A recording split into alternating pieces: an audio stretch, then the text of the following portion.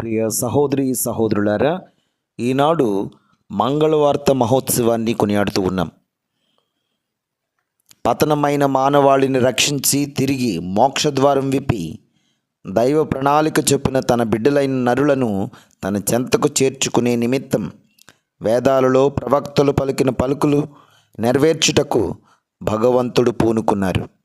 సమయం పరిపక్వం కాగా ఆయన గాబ్రియేలు దూతను గలిలయలోని నజరేతు గ్రామంలో వసిస్తున్న మరియాంబ వద్దకు పంపారు.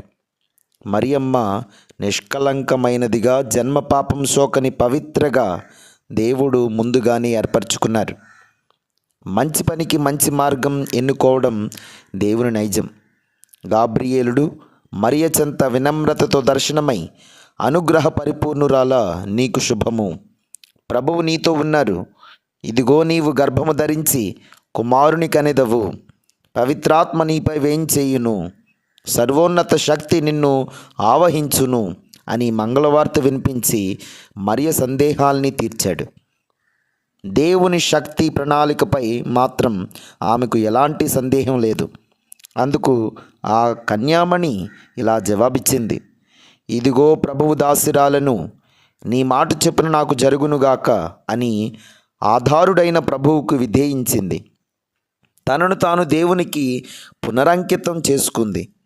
ఆ క్షణమే క్రీస్తు శకానికి శుభారంభమైంది. విర్రవీగే సాతానుకు విరుగుడు మందు వేశాడు ప్రభువు.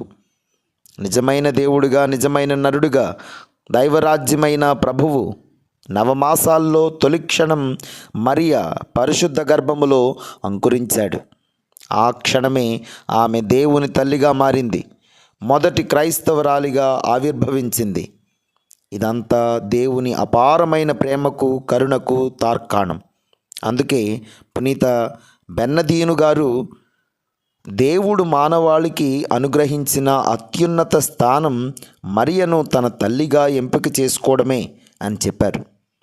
మరియ దేవుని తల్లి కాకపోయినచో ప్రభువుతో ఐక్యమై ఉండేది కాదు అని వేద పండితుడైన పునీత ఆల్బర్ట్ ఘనుడు నుడివారు. మేరీమాత ఒకసారి పునీత జత్రుతమ్మకు కలలో ప్రత్యక్షమై, ఇదిగో ప్రభువుని దాసిరాలను అని నేను చెప్పినప్పుడు నేనెంతో ఆనందించాను.